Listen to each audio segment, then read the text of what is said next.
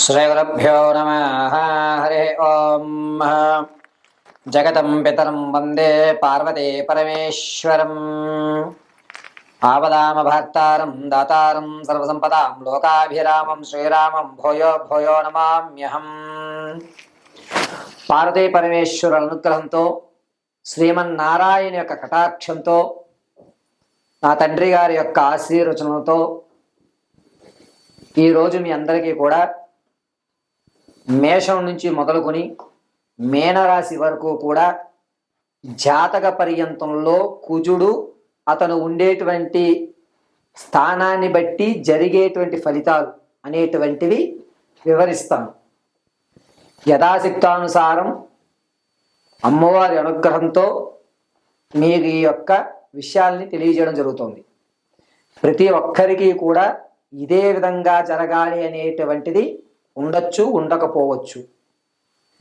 మేషరాశిలో జనించిన వారికి కుజుడు ఏ స్థానంలో ఉంటే లాభపడతాడు, ఆరోగ్యపరంగా ఎప్పుడు ఏ స్థానంలో ఉంటే అనారోగ్యాలు అనేటువంటి తగ్గుతాయి. అదేవిధంగా ఏ స్థానంలో కుజుడు ఉండడం వల్ల ధనపరంగా ఆర్థిక పరంగా నిలదొక్కుంటాం. ఖ్యాతి ప్రఖ్యాతులు అనేటువంటివి కుజుడు ఏ స్థానంలో ఉంటే మన యొక్క గౌరవాలు పెరుగుతాయి అనేటువంటి విషయాన్ని యథాశక్తానుసారం మీ అందరికీ కూడా తెలియజేయడం జరుగుతుంది. అయితే ప్రతి ఒక్కరి యొక్క date of birth, time, place of బర్త్ను బట్టి కుజుడు తన స్థానాన్ని ఉన్నటువంటి విధానం, అందులోనూ కుజుడు ఇతర గ్రహాల్ని నీచంలో చూస్తున్నాడా, ఉచ్చస్థానంలో నుంచి చూస్తున్నాడా, మూల త్రికోణంలోంచి చూస్తున్నాడా అనేటువంటి విషయాన్ని పరిగణనలో చేసుకోవాలి. ఇది ఒక్కటే ప్రామాణికం కాదు. కేవలము జ్ఞానాన్ని తెలుసుకుని ఇలా ఉండడం వల్ల ఇది జరుగుతోంది అనేటువంటి విషయాన్ని మీకు తెలియజేయడం కొరకు కుజుడు ఏ స్థాయిలో ఉంటే, ఏ స్థితిలో ఉంటే మనకి ఏం జరుగుతాయి అనేటువంటి విషయాన్ని మీకు తెలియజేస్తాను. ముందుగా మన యొక్క జాతక చక్రంలో 12 గళ్ళు ఉంటాయి.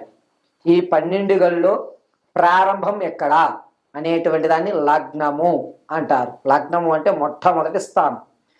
అది 1వ స్థానంగా పరిగణించుకుని కొంతమంది సవ్య దిశలో 2, 3, 4, 5, 6, 7, 9, 10, 11, 12 కింద వేస్తారు. కొంతమంది అపసవ్య దిశలో వేస్తారు.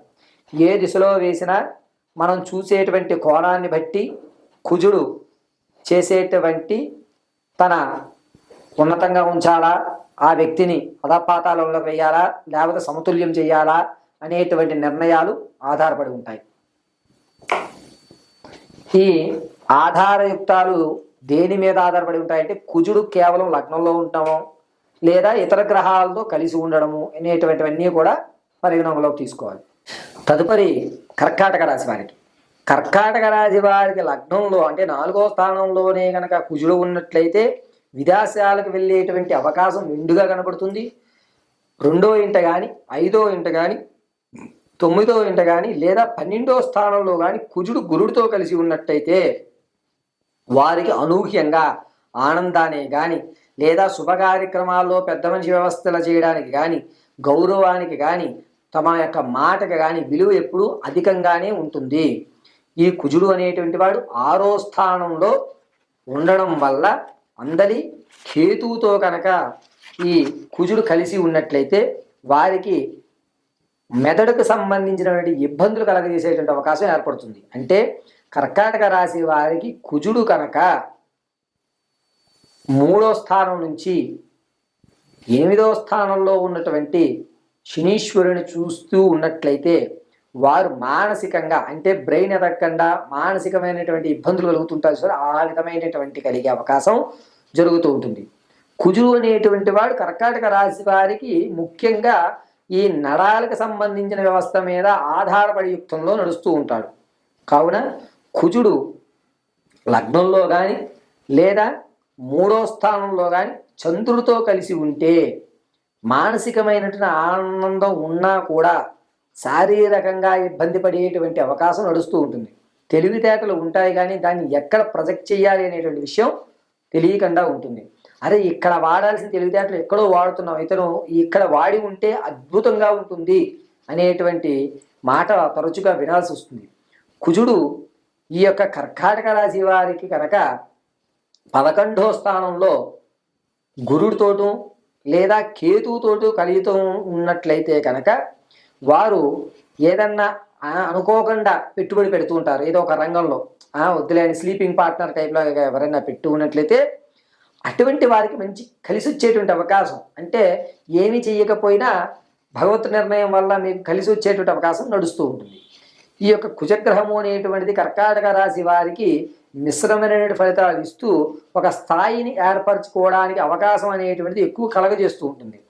కాకపోతే ఈ యొక్క తెలివి అనేటువంటిది బుధగ్రహం యొక్క చంద్రుడితోటి కుజుడు 11వ స్థానం నుంచి చూస్తే కనుక ఇబ్బంది పెట్టేటువంటి అవకాశం ఎక్కువ కనబడుతూ ఉంటుంది. కావున కర్కాటక రాశి వారు ఖచ్చితంగా ప్రతి నిత్యము కూడా మేధా దక్షిణామూర్తి చిత్రపటాన్ని చూడటం కానీ, లేదా పెద్ద శనగలు, చావా శనగలు అంటారు చూసారా, ఆ శనగల్ని నానబెట్టి దండగా 108 గుర్చి మేధా దక్షిణామూర్తి యొక్క ప్రతిమకి మీరు అలంకరణ అనేటువంటిది బుధవారం చేయగలిగితే మీ యొక్క స్థితి అనేటువంటిది మారే అవకాశం, అంటే ఎంత సంపాదించినా కూడా ఆరోగ్యం లేకపోతే ఎందుకు పరికరం.